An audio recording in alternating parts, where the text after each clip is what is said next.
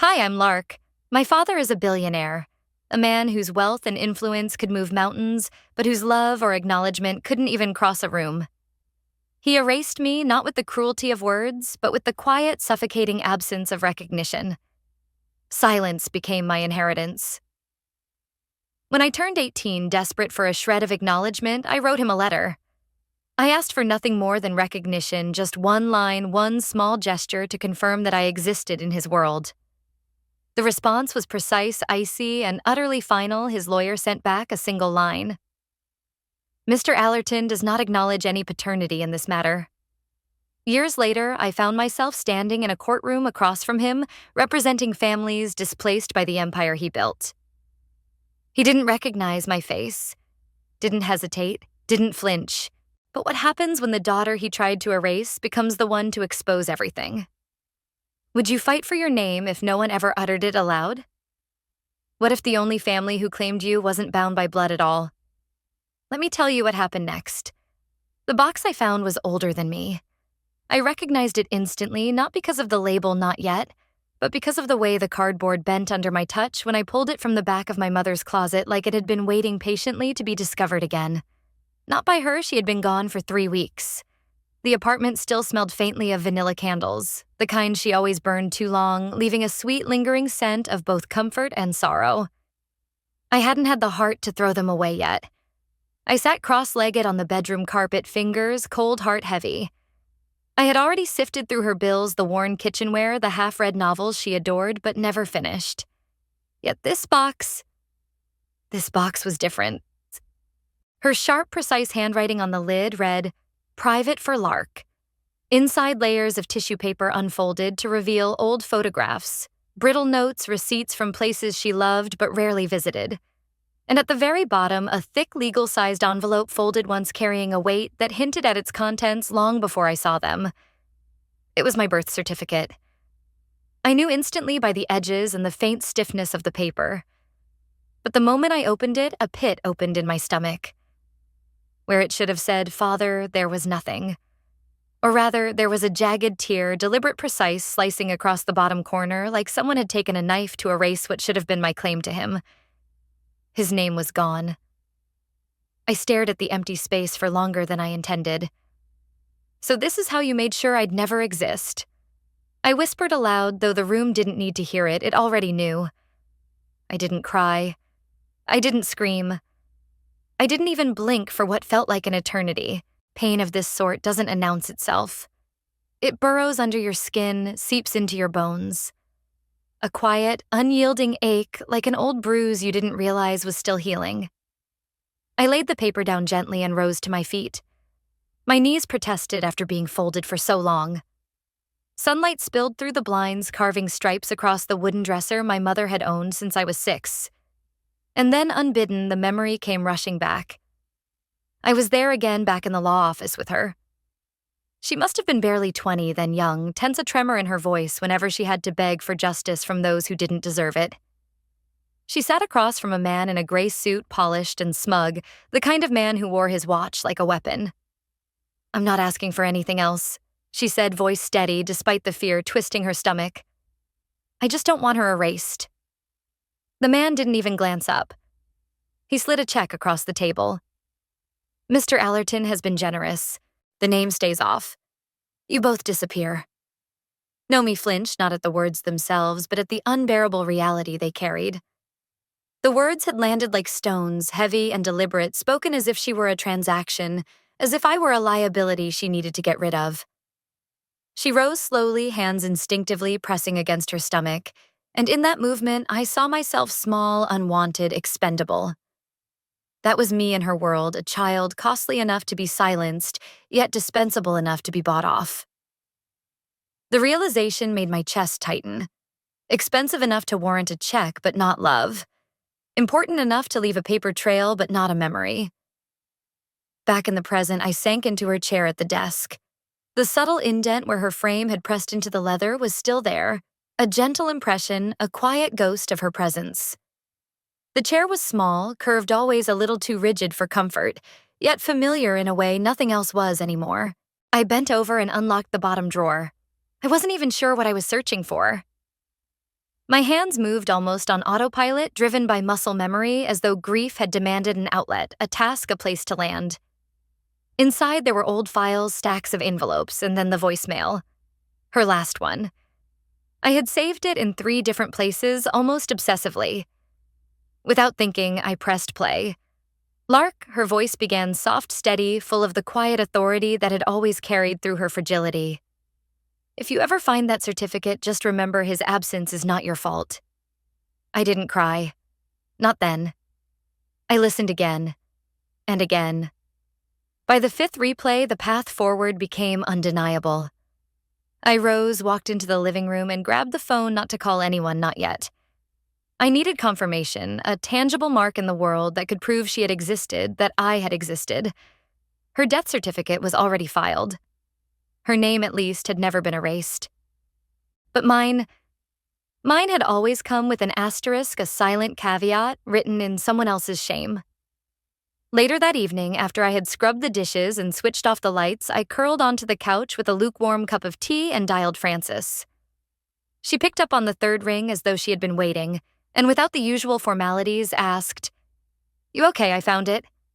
I said simply, my voice low tight. "The birth certificate. It's torn." A pause. Then her voice calm but fierce came through. "You're not missing a name, Lark. You're carrying a legacy he's too ashamed to claim." I didn't answer right away. Frances never needed my response. She had been my right hand at the firm for 6 years, seen more than anyone should understood silence as much as speech. She'd told me once, almost casually, "He's going to regret ever trying to erase you." I had smiled then, but it had never reached my eyes. "We'll see," I had said. After we hung up, I returned to the desk. One drawer remained the top one I rarely touched. With a faint hesitation, I opened it and found them. Letters, all sealed, all addressed to the same man. I pulled the top envelope out. Yellowed at the edges, but my handwriting remained crisp and legible. Mr. Burke Allerton, 16 years ago. I had never received a response. I remembered every word, every carefully measured plea, as if the ink had etched itself into my memory, rather than the paper. That night, sleep was impossible.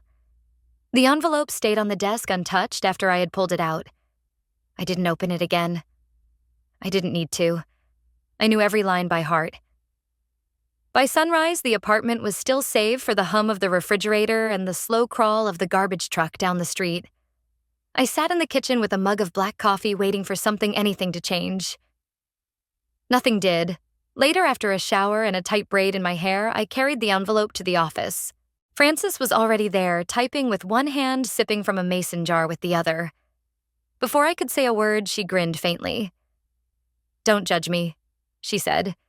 "It's spinach cucumber." And sadness. I allowed myself a small, tired smile.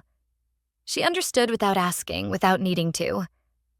And in that quiet acknowledgement, I felt for the first time in a long while that I wasn't entirely erased. I set the envelope down carefully between us. The paper seemed almost fragile, like it could shatter under the weight of its own words. Frances paused, mid-sip, eyes flicking from me to the envelope as if sensing the gravity of what was about to be revealed. "Is that what I think it is?"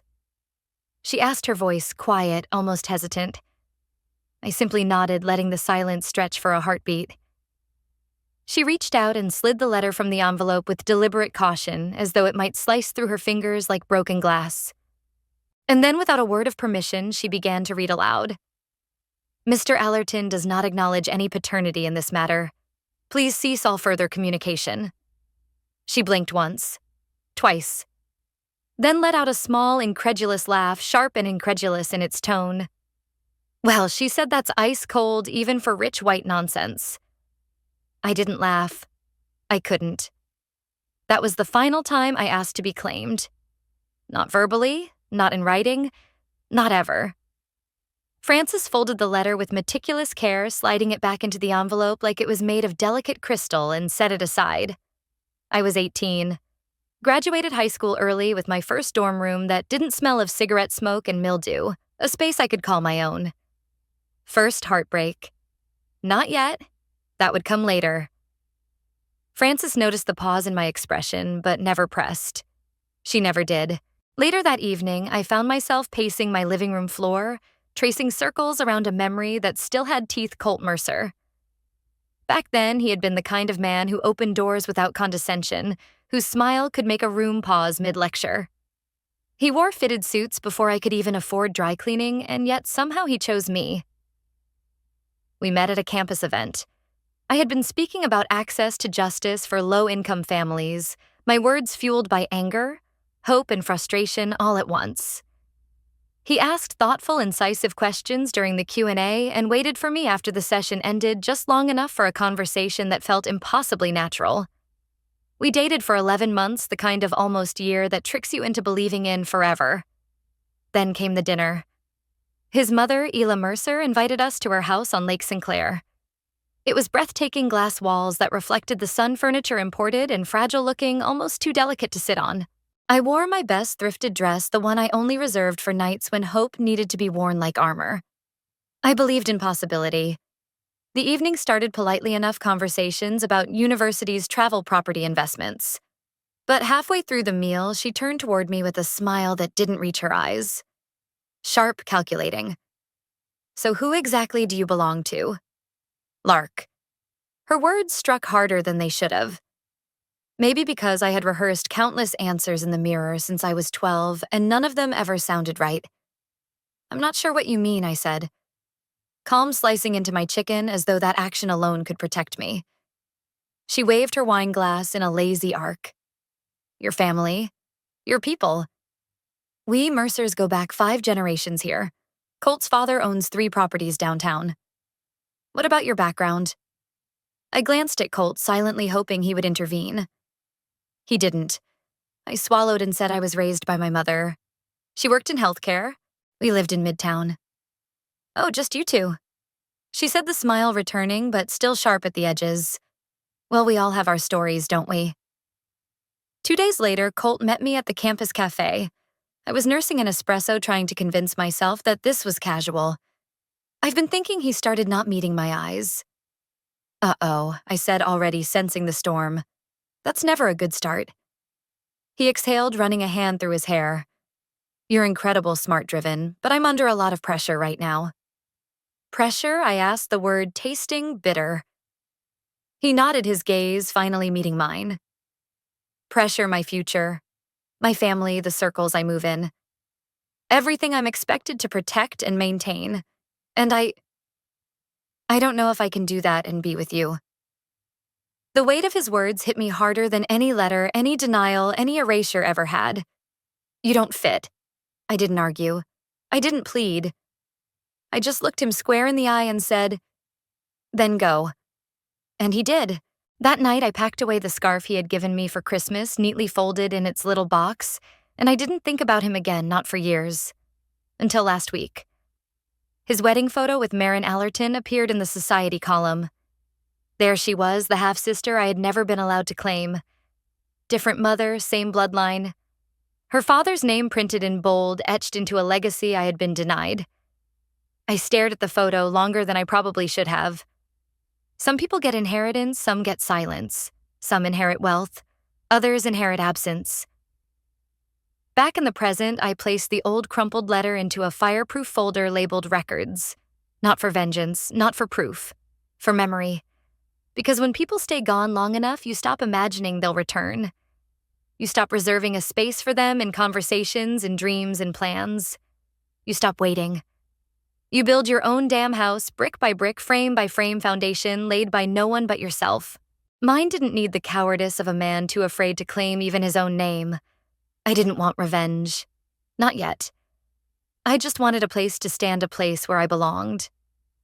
That night, after filing the letter away, I didn't dream.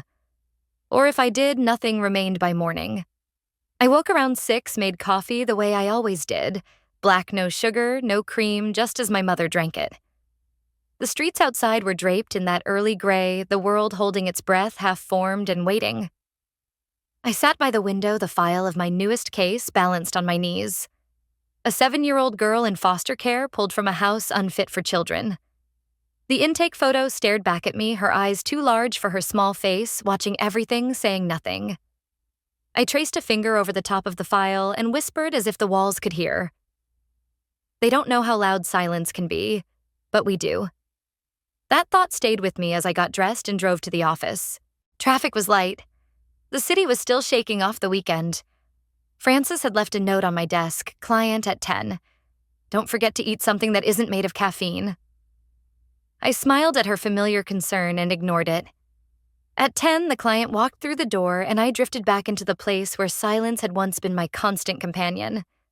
High school, Catholic school, St. Matthew's. I had a uniform that never fit right, and shoes I polished obsessively to hide the worn heels. The other girls didn't tease me, they didn't have to. They simply omitted me. I wasn't there. I didn't exist.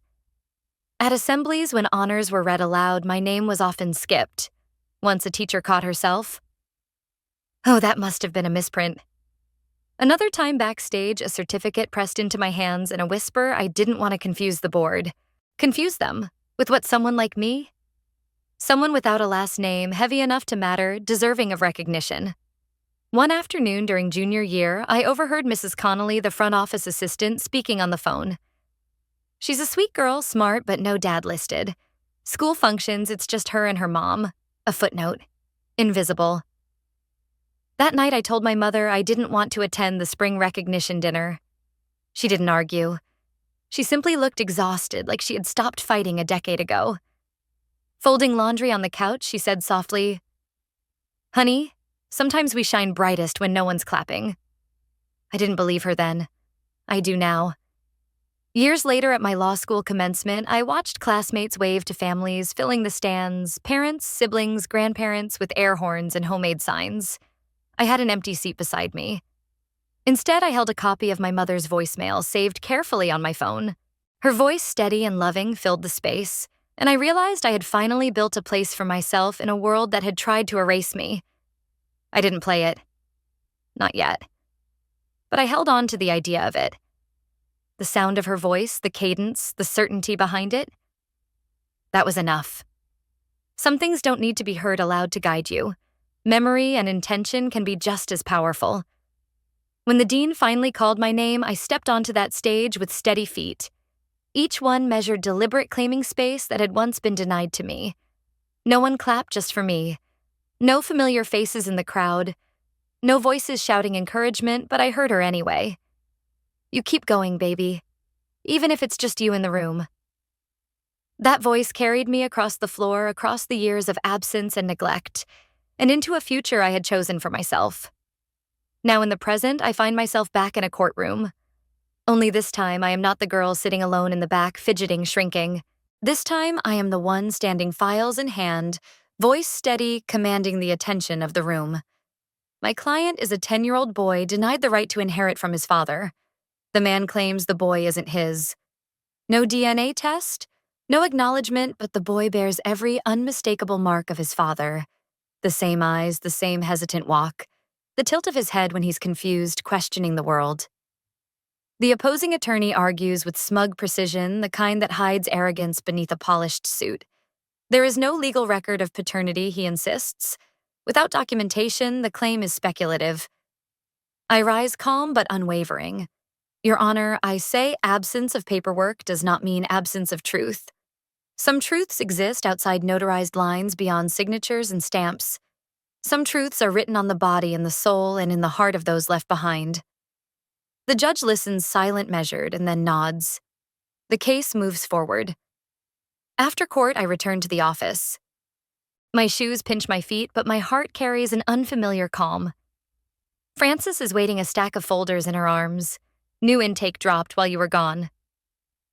This one's big. She says, her voice neutral, offering neither sympathy nor surprise. I sit, take a slow sip of water, and pull open the file. Lawsuit. Tenant rights violation. Alert properties. Plaintiff low-income housing residents displaced without proper notice. Defendant Burke Allerton chairman. The folder slips from my fingers for a fraction of a second, not in fear, not in shock, but in the quiet weight of realization. I didn't go looking for him. My work brought him to me. Again. without effort, without invitation. I don't say a word to Frances. I don't have to. We both understand that silence carries its own gravity. I close the folder, slide it under my arm, and tell her I need a moment. I step outside the office into the alley behind the building, letting the city air fill my lungs. Warm, thick, late spring air tinged with the hum of distant traffic and the faint odor of asphalt baking under the sun. A delivery truck idles nearby. Somewhere, a siren wails, shrieking and then fading. I don't need to call Burke. He's already found his way back into my life by accident or design. It doesn't matter. When I return to my desk, Frances is waiting quiet, as always. She doesn't offer advice, doesn't ask if I'm okay. She hands me a glossy event brochure that arrived while I was gone. No note. No sender. I flip it open, hand frozen, halfway through the motion. Front cover. There I am, 10 years younger, standing on courthouse steps after my first major case win. My posture straighter than it felt inside Navy suit. Stiff eyes bright with determination and fear I barely admitted to anyone. The caption below reads, Allerton Cares Empowering Future Leaders Through Justice. I exhale slowly, the air catching in my chest. For a brief moment, the past collides with the present. The girl who had been erased, ignored, and silenced now, staring at a world that once overlooked her. A world where the very name she had been denied now glared back in glossy print, claiming a spotlight I hadn't asked for, but I had earned. I blinked once hard, the kind of blink that tries to force clarity into a fogged memory. Frances tilted her head slightly, eyes narrowing in recognition. That picture. That's from the city's Justice Youth panel, right? She asked, her voice soft, cautious. I nodded slowly, letting the moment hang between us. Yes, it was taken by my mother. Her lips parted, but she didn't speak. She didn't have to. We both understood what this meant. Not a coincidence. Not luck. This was a calculation. He had found a way to use me to display me without ever saying my name. I said it flatly, deliberately. He found a way to use me without ever saying my name. Of course, Frances murmured. I leaned back in my chair, the edges of the brochure pressing into my palms, and I remembered that day too vividly. It hadn't been an official photographer. Nomi had been there off to the side, wielding a cheap disposable Kodak she'd bought with coupons, determined to capture me in her own way. The courthouse janitor had asked her to move twice because she kept getting in the way, insisting on documenting a moment that wasn't officially hers to record. Afterward, we ate hot dogs on a weathered bench because she refused to mess with the parking meter. Mustard smeared on her cheek, she looked at me with those eyes that had always known more than mine ever did. One day, she said softly, "They'll know who you are. But more importantly, you will." I guess she was right, just not in the way she expected. Later that evening, I sat in my apartment, the brochure spread open across the coffee table like a challenge. I didn't rage. I didn't vent. That wasn't my style anymore. Anger had been a luxury I could no longer afford. Instead, I leaned over, typed a few searches, and found the event website. I located the PR firm hosting the campaign, noted the image licensing contact, and dialed the number. A cheerful voice answered on the second ring. "Hi there, this is Ella with Silver Run Media." The voice sang far too chipper for the mood I was in. I didn't bother with small talk, I said evenly, cutting through the cheer. "This is Lark Devlin. My photo appears on promotional materials for your Allerton Cares campaign. Can you confirm who provided the rights to use that image?" There was a pause. Then cautious rehearsed, let me check. Okay. Yes. The file was submitted through our corporate liaison. Burke Allerton's office approved all content. "Thank you," I said, my tone clipped. "You'll receive a cease and desist letter by morning." And I hung up. Frances called almost immediately, sensing the tension in my fingers as they hovered over the keyboard. "You going to that fancy event they're pushing?" she asked, teasing lightly. "Not a chance," I replied. "You going public?" She pressed, curious. I stared at the screen, considering. Not yet. He's not the only one who knows my name now, but he's the only one still afraid of it. There was silence on her end. Then a soft chuckle, warm and familiar. "Remind me not to get on your bad side." "You're safe." I said quietly, almost to myself. You've always said my name right. That night, I drafted the cease and desist letter and emailed it to Silver Run Media, copying Burke's legal team for good measure. No fanfare, no threats, just clear, firm terms written precisely the way I wanted. The next morning, the brochure disappeared from the firm's website. No apology, no admission, just silence. That was fine. Silence didn't mean surrender, it meant acknowledgement on my terms. 2 days later, my voicemail lit up. The Children's Justice Foundation. The director's voice, warm and respectful but rehearsed, filled the line. The world was moving. I could hear it, feel it, and finally I was moving too. Hi, Miss Devlin. We'd like to formally invite you to speak at our annual keynote panel. Mr. Burke Allerton personally recommended you. He described you as family. I froze in my kitchen, the phone heavy in my hand. Family. Funny how easy it is to say that when it's convenient, when it serves a purpose, when the weight of history and absence can be erased with a single word. I didn't return the call. The voicemail from the foundation still sat in my inbox untouched, as though listening to it again might somehow make the word family mean something it never had. I let it rot there like fruit gone soft on the counter, still technically intact, but far from fresh, far from nourishing. 2 weeks later, I found myself standing in front of the building where I had spent most of my life. Same cracked sidewalk, same blue mailbox at the corner. Only this time I wasn't walking in with groceries, wasn't calling up to tell Mom I'd forgotten my keys. I had a box in my arms, the last of her things. The super didn't recognize me immediately. His eyes flicked to the name on the clipboard. ID. He said, not unkindly. I handed it over silent. He squinted at it, frowned. Devlin. You're the one from apartment 3C? Yes. My mother was Nomi. A pause. Huh. Didn't know she had a daughter. He didn't mean it as an insult. It was the kind of comment people make when they've only ever seen you in passing from the corner of an eye, when you've always been someone else's shadow. He gave me 20 minutes. I only needed 10. The apartment was stripped, bare walls, empty cabinets hollow. I walked through the rooms like a ghost in my own story footsteps, soft against the floor. When I reached the closet, I spotted the bin she had labeled in her sharp, familiar handwriting. Don't lose this. I slid it out carefully, opened the lid, and let the memories spill out. The scarf I'd given her for Christmas 3 years ago still folded neatly. Her old flip phone wrapped in a rubber band. And at the bottom, an envelope containing a newspaper clipping, yellowed and delicate, preserved in a plastic sleeve. I pulled it out. Savannah Gazette dated 8 years earlier. Local law grad wins first major case in family court. And there I was, smiling, triumphant, holding a client's hand, her handwriting on the back of the sleeve. I kept this for the day you'd forget how brilliant you are. I sank to the floor, holding the envelope longer than I should have. Long enough to remember what it felt like to be someone's everything, even if the rest of the world never knew. Later that week, I drove to Atlanta for a legal conference I had agreed to speak at before everything blew up. I told myself it was just another event, just another panel.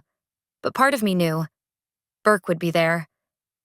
That kind of man always showed up when cameras did, when lights were bright, when applause was guaranteed.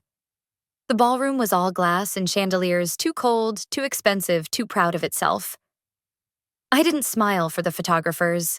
I didn't network. I walked in like I belonged there, not for him, not for the world, but for the girl I had been, and for the woman I had become.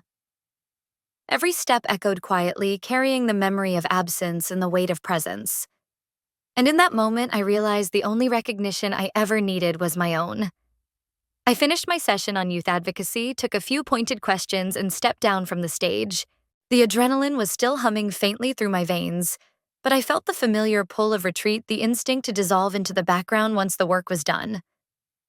An hour later, I found myself sitting quietly in the back row of the closing panel.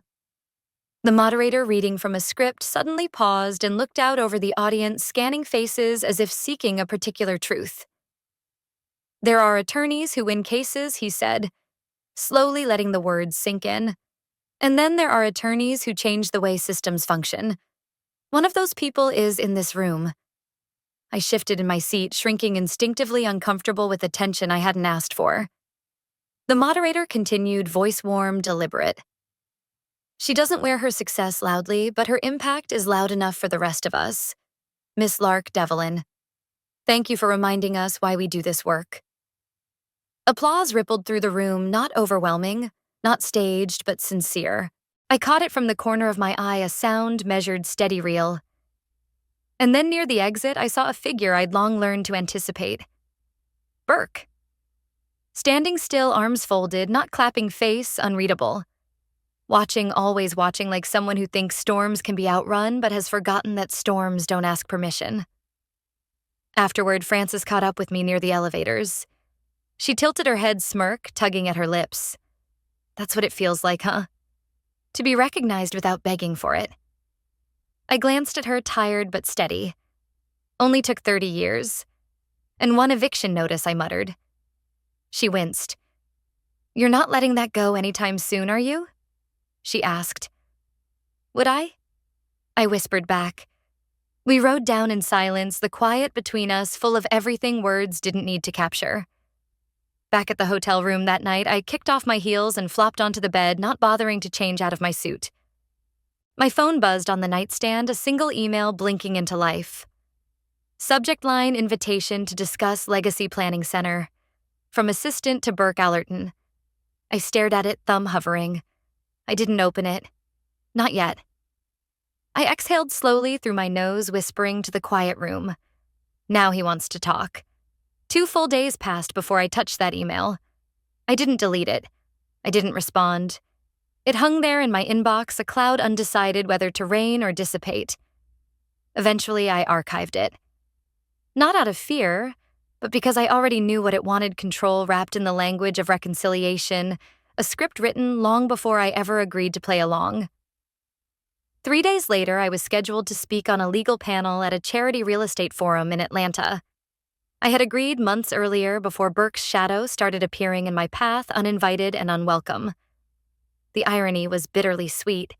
The venue, a high-rise ballroom near Centennial Park, glass walls, cold lighting, too polished to feel real. I arrived early, took my seat on stage, and delivered my talk.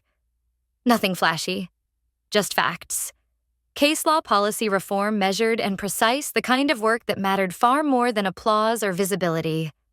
After the panel, I slipped out through the side hallway to avoid the reception crowd. I wasn't in the mood for handshakes, small talk, or business cards, and that's when I saw him, Burke Allerton, walking toward me with the same confident, detached gait I'd memorized from photographs. No entourage, no fanfare. Just him in a tailored suit, expression, unreadable, approaching like a man used to commanding attention without asking for it. We passed near the catering table, close enough that I caught the faint, expensive scent of his cologne. He slowed, glanced my way, and said with that same practiced ease, "You look familiar. Do we know each other?" I met his gaze, steady, unflinching. Not really. And then I walked away, leaving him in the glow of the chandeliers, realizing that I didn't need acknowledgement from him. Not here, not ever. My work. My voice. My presence. Those were my legacy, and no invitation or question from him could take that away. Not a flicker of recognition. Not even the tiniest hint of acknowledgement. That was the part that lingered in my mind longer than anything else, heavier than any look or word he had ever given me. It wasn't anger, not exactly. It was that cold, almost surgical absence. The following week, I walked into courtroom 2B for a tenant rights case I'd recently taken on. Low-income families, displaced without notice, victims of gentrification on a block in Savannah that had once felt like home to them. I set my files on the polished wooden table, the leather corners worn from years of use, and felt the whisper ripple through the gallery as if the walls themselves had been waiting. Moments later, he entered. Burke. Adjusting his cuffs with that same effortless confidence, like the room owed him deference simply for existing.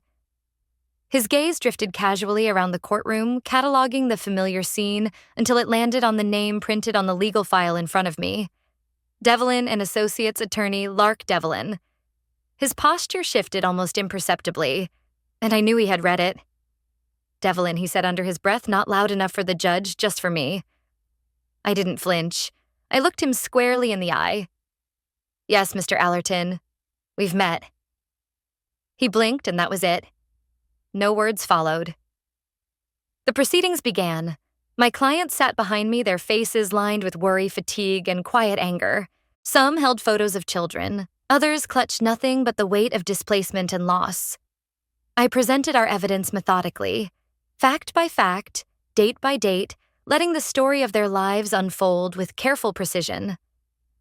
When I placed a photo on the table of a 6-year-old boy standing alone in front of his demolished apartment building, I spoke directly into the record, steady clear. There are people whose names never make it onto contracts, who never see their rights recognized, but they are still the ones who bleed for it.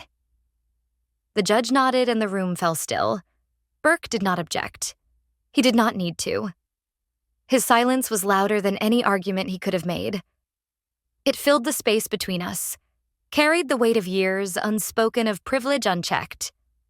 After the hearing, as I gathered my papers, his longtime assistant appeared just outside the courthouse doors. She looked weary, the kind of tired that had nothing to do with sleep and everything to do with being caught in the orbit of someone like him. He doesn't know, she murmured, voice low, almost apologetic.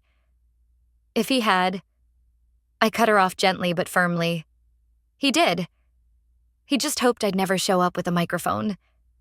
She didn't argue. She never did. Back at the office, I dropped the case folder on Frances's desk. She didn't ask how it went. She didn't have to. She'd already seen the ripple online, the chatter building quietly into something that could no longer be contained. By the time I reached my own desk, a copy of the Savannah Chronicle waited for me, folded neatly. Frances must have picked it up earlier. I opened it slowly. There it was, staring me in the face, front page. Billionaire caught in silent scandal. Hidden daughter now leading court battle. I stared at the headline, letting the words settle. They had finally used my name, just not in the way he or anyone else had hoped. The morning after the story broke, I woke to a soft drizzle tapping against the window pane, like the weather itself was murmuring something quiet, unwelcome, insistent. My inbox was flooded reporters, legal blogs, and one bold subject line that read simply, "Is this true? I didn't answer." I brewed coffee, took a single deliberate sip, and let the morning stretch around me in silence. Hours passed. The knock came at the door, hesitant, cautious, as though whoever it was wasn't sure I would even open it. I did. On the mat rested a padded envelope, waiting patiently, heavy with intention, promising that my life was about to intersect with his once again on my terms this time. No return address. No label. Just my name written in a hand I hadn't seen in years. Elegant, deliberate, the kind that belonged to someone who always expected to be obeyed, even through absence. I carried it carefully to the kitchen table, the envelope feeling heavier than its weight, and retrieved a butter knife from the drying rack. The blade cut through the paper like a promise, precise and deliberate. Inside, there was only a single Polaroid, slightly faded at the edges. Burke, much younger, unscarred by arrogance or age, stood in a garden I didn't recognize, cradling a newborn in his arms. The baby had my nose, my mouth, my mother's impossibly soft eyes. For a fleeting moment, I almost thought it was a dream. He was smiling. Real human, impossibly gentle. Folded behind the photo was a note. 5 words scrawled in the elegant script of someone who had once controlled everything. He held you once. I've held the silence long enough. Signed E.A. Ula. I leaned back in my chair, the room tilting slightly, not from shock, but from the quiet sting of confirmation. I wasn't a secret to everyone. Someone in that house had seen me, had remembered me, had held me, and had not forgotten. I didn't cry. I didn't scream. I simply let the weight settle under my skin, a strange mixture of relief and pain.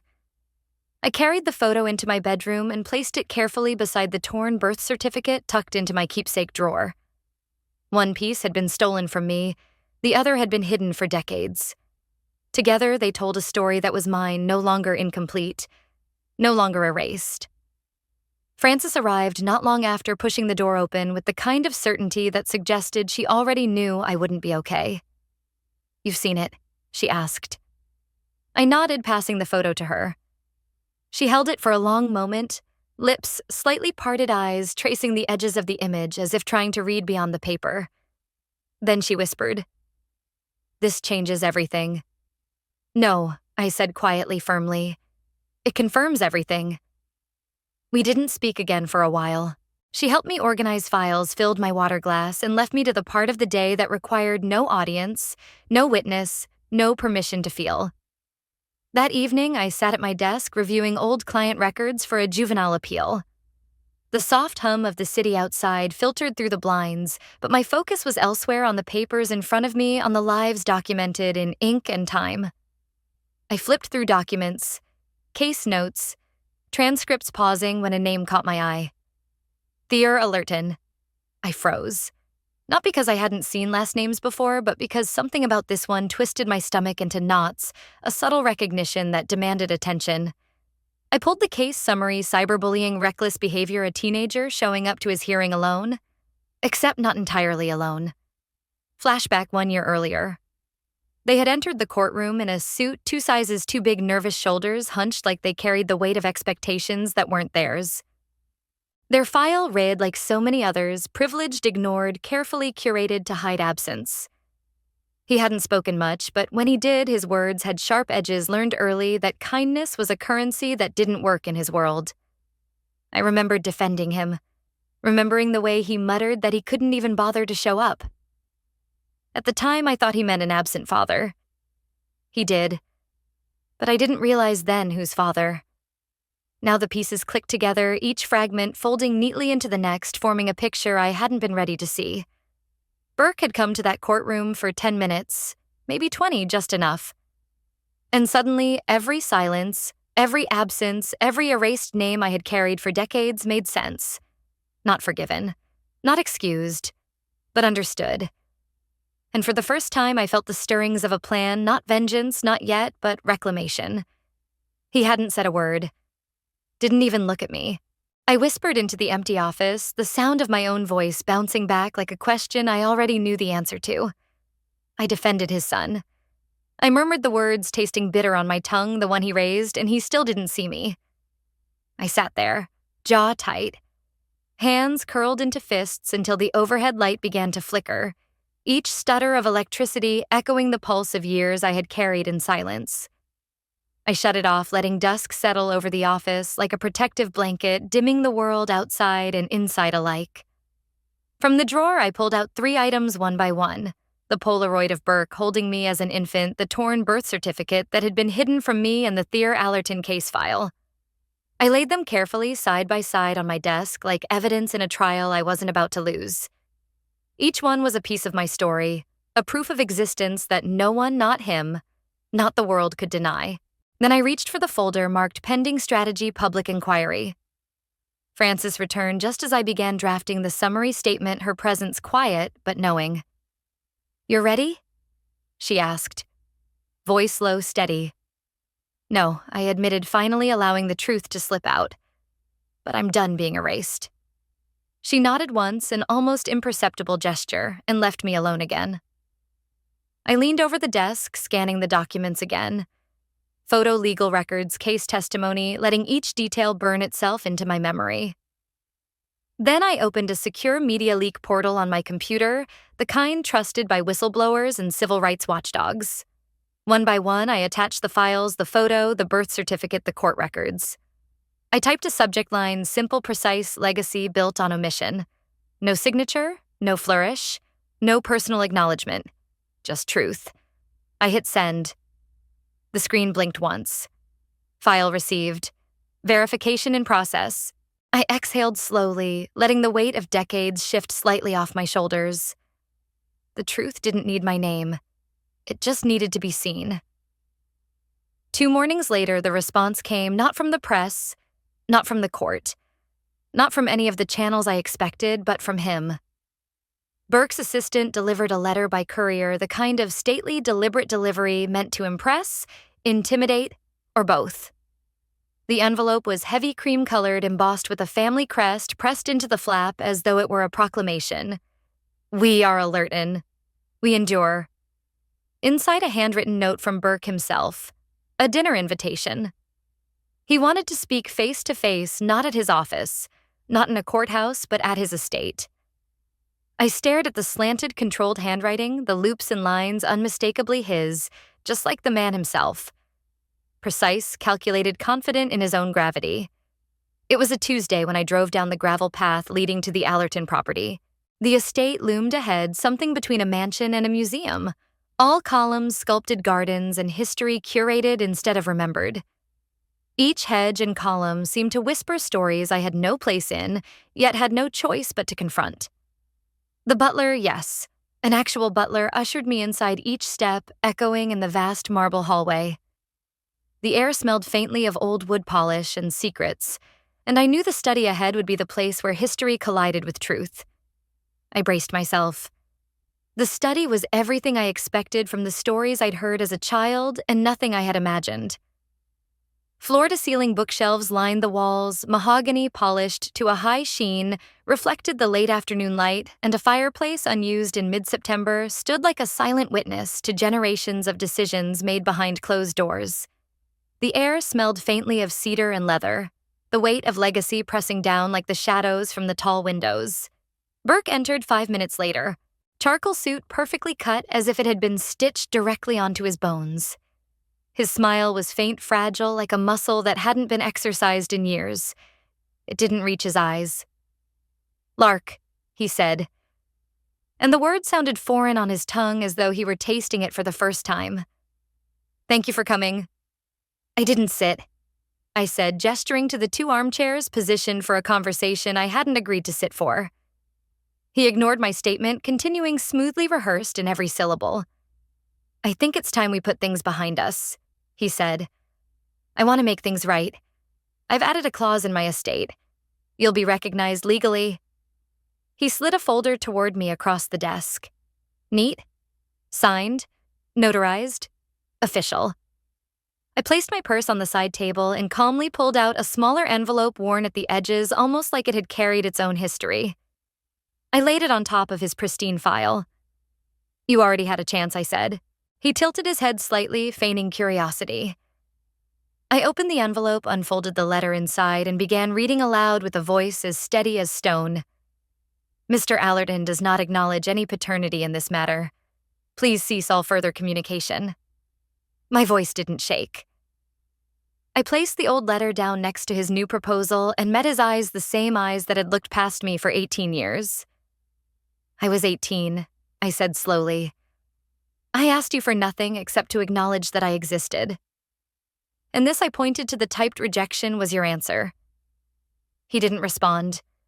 And in that silence, I understood more than I ever could from any words. It was a confession in absence. I turned and left the room without shaking his hand, leaving him alone with his wealth, his estate, and his regret. Later that evening, I attended a charity gala hosted by the Children's Foundation. The venue was a historic hotel downtown, all chandeliers, marble floors, and echoes of social ambition. I wore a black dress sleeves just long enough to remind me who I had become, polished, untouchable, and entirely present. As I entered the lobby, camera flashes erupted around me. I smiled at none of them. Halfway through a conversation with a board member, I caught sight of him, Colt Mercer. Older, sure, but still carrying that quiet, confident energy that had made him unforgettable. His wife, Marin Allerton, stood beside him, her hand resting on his elbow as if staking claim. His eyes found mine. "Lark," he said, surprised. "I didn't know you'd—" I cut him off sharp and precise. "I wasn't invited. I earned my place." For a fleeting second, his face shifted, regret, guilt, maybe shame, but who could tell anymore? An hour later, the air outside the hotel was thick, humid, even after sunset. I stepped out to catch my breath, letting the city's noise settle around me. Colt followed, hands in his pockets, cautious, tense like a man preparing to be struck. "I married safety," he said, finally, voice low. "Not love." I turned to face him fully, letting him see my eyes steady and unflinching. "That's your confession after all these years," I said. He swallowed hard. "I should have chosen differently." I nodded slowly, the weight of years pressing into my shoulders. "I'm not the one who needed saving, Colt," I said. "I just needed someone who didn't flinch when they said my name." And for the first time in decades, my name rang out unbroken, untouchable, undeniable. And with that, I walked back inside, the quiet click of the door echoing behind me like a punctuation to the day. By the time I returned to my apartment, it was well past midnight. The streets outside were deserted, the occasional car passing by like a reminder that the world continued while I lingered in my own reckoning. I changed into a soft, oversized sweatshirt, the kind that smelled faintly of laundry and comfort, and lit a small candle on the kitchen counter. I stood there for a long time, watching the flame tremble, its small warmth reflecting off the countertops and casting shadows that seemed to breathe with me. Then I reached for the folder Burke had given me. I set it beside the old rejection letter from when I was 18, the one that had haunted me through nearly 2 decades. Side by side, they looked like apologies, made decades too late gestures of contrition I didn't ask for and didn't need, but had been offered nonetheless. I whispered to the empty kitchen, to the shadows, to myself. You can't undo time, and I'm not asking to wear your name anymore. The words hung in the air, light yet heavy, final yet unfinished, like a truth I'd been rehearsing in silence for years. The next week passed like fog, slow, quiet, and dense with headlines. My phone buzzed constantly, though. By the second day, I stopped answering. I didn't owe the world a comment, a quote, or an explanation, and I certainly didn't owe him a reaction. The Savannah Chronicle ran a follow-up story about buried truths and bruised legacies, and by Friday, national outlets had picked it up. Panelists debated my existence and my claims as though I were a theory, a concept, not a living, breathing woman who had spent her life proving she was. One morning, Frances dropped off my usual coffee, muttering over the rim of her cup. They're digging now. He's got PR lawyers, but he doesn't have silence anymore. I looked at her steadily and said I gave that up. She didn't ask for clarification because she already knew. She'd always known. That Sunday morning, I returned to the foundation for a follow-up visit with the kids. I'd promised I'd be back before the next art class, and the memory of my own childhood lingered like the scent of crayons. Isbay, 6 years old, all elbows and endless questions, greeted me at the door with a drawing clutched in both hands. You're late, she scolded, eyes narrowed, but her frown softened into a grin. But I saved you a seat. I followed her into the back room where crayons were scattered across the table like tiny confessions. She laid the drawing on my lap and beamed.